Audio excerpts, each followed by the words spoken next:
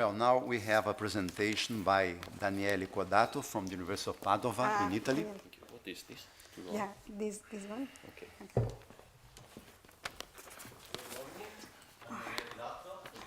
Not from Ecuador. And I'm part of a research group from Italy, and we worked in Ecuador too. And we are geographers, and so in this presentation, my research group work more in this part of the defining unburnable carbon areas. While our counterpart, our colleagues from Ecuador, Carlos Herrera and Maria Mormis, work more in this part about the sustainable transition to fossil fuel, some sustainable alternatives to fossil fuel. So, I think that is not necessary to explain again the unburnable carbon concept. Everybody knows it, I think. I want to focus, as a geographer, I want to focus in this part, the where part. Because McGrady and Atkins in their milestone paper set some targets at a regional level. Like for South America, they set the target for Central and South America based on the estimation of reserves. But till now, that if I don't be equivocate, nobody tried to explain where to leave the fossil under soil. Why this? Because the unburnable carbon concept is not very important only for the climate change challenge, but is important because above ground there are a lot of different possible social environmental impacts on the social ecological system, like deforestation, gases emission, noise and vibration, and so on.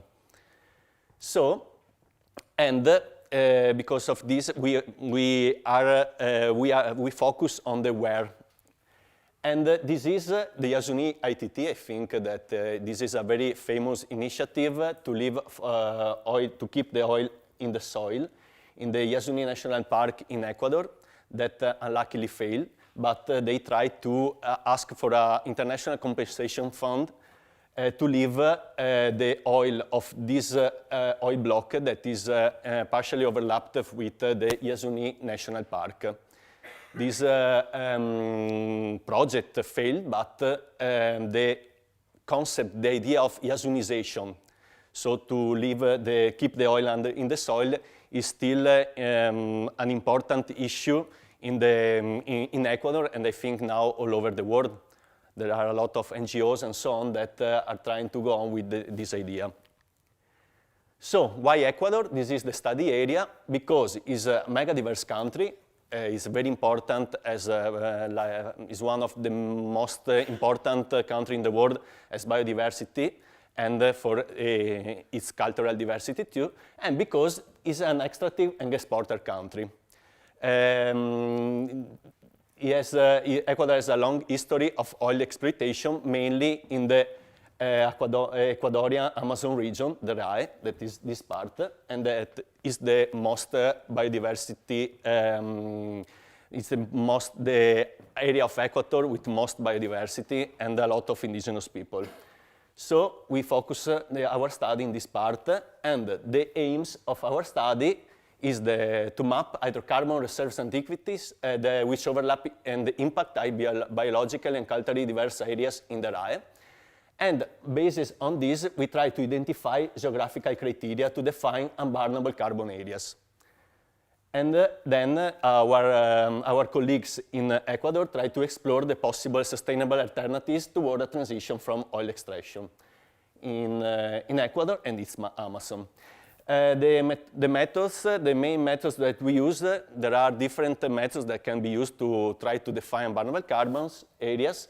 We try to use GIS, so Geographic Information Technologies, and the spatial multi-criteria decision analysis. So we try to, we collect and select a lot of different spatial data related to oil and gas, features, social, infrastructure, environmental, and so on. And we process this data in GIS. And we try to define some criteria to run the analysis. We select these criteria with a participatory simulation within the research group. It was quite funny because, you know, I'm the oil and gas boss, another one was the environmental NGO boss, and so on. So yes, my criteria is bigger than you, no, your criteria is bigger than mine, so on. It was quite funny. And we defined the weights and if these criteria were a cost or a gain. I go on. So, for example, the analysis unit for this multi-criteria analysis was the oil block. And for example, the criteria for the reserves infrastructure, we used the reserves based on the report of the Secretaría General de Hidrocarburos de Ecuador of 2017, of the presence of wells. As you can see here, the wells, the presence of pipelines, oil platform, and so on. So we create 3 macro criteria. We create 1 macro criteria with this kind of features. So the better oil blocks is the oil block with a lot of reserves, with a lot of wells, infrastructure to take oil. And another macro criteria is socio-cultural, so with indigenous territories and contact indigenous people, intangible zone, touristic sites, and so on.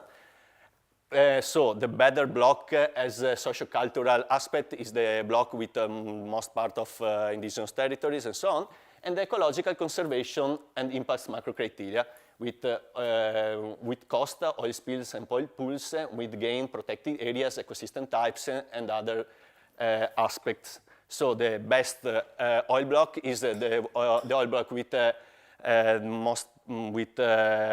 lot of protected areas and the less oil spills, for example.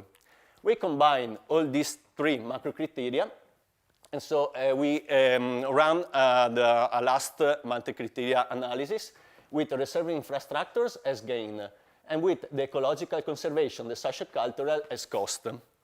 And we try to make three different simulations changing the relative weights between these 3 macro criteria. So, for example, here we have the different output maps for if we prioritize the socio-cultural aspect, so we put a very big weight for the socio-cultural macro criteria.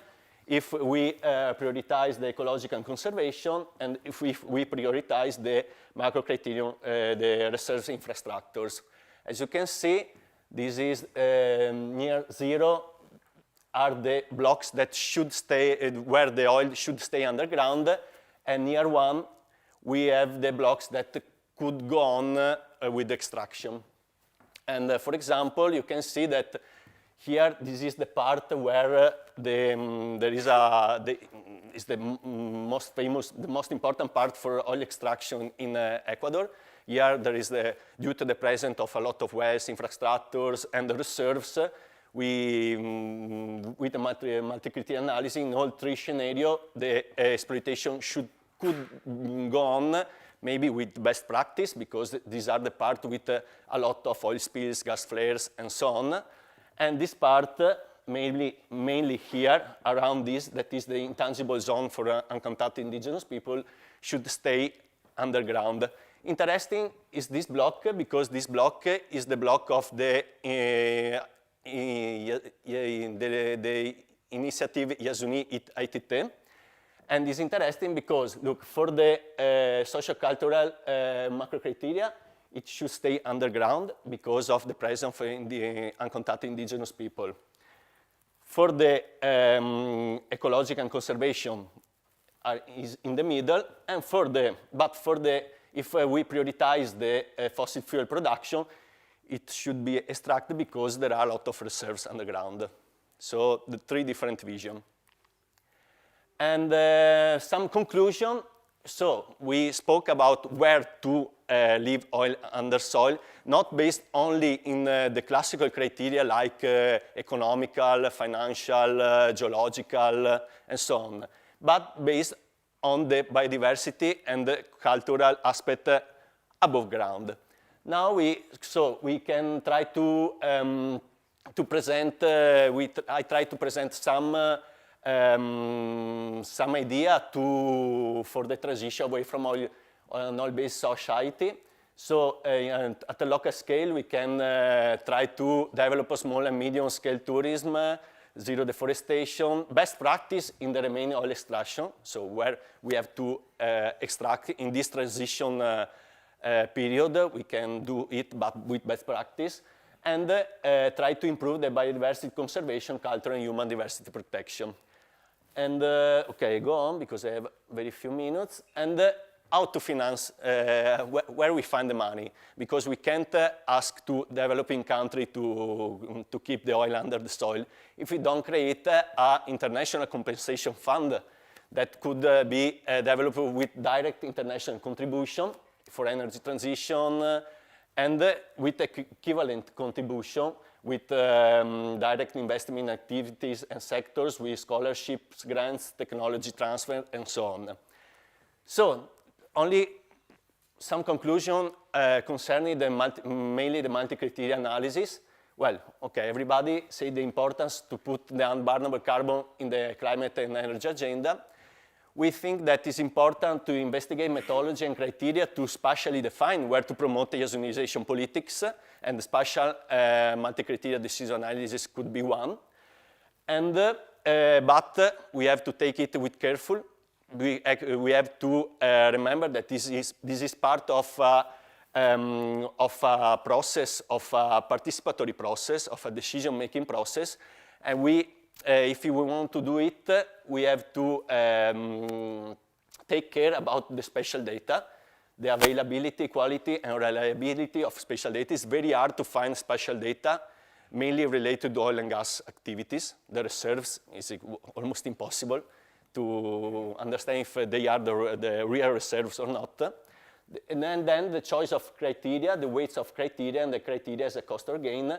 This is the importance of participatory processes, expert consultation, and social validation, because you can, if you change a criteria, you know the results change. And so it could help on where and how to promote unburnable carbon area initiatives. Grazie per l'attenzione. Thank you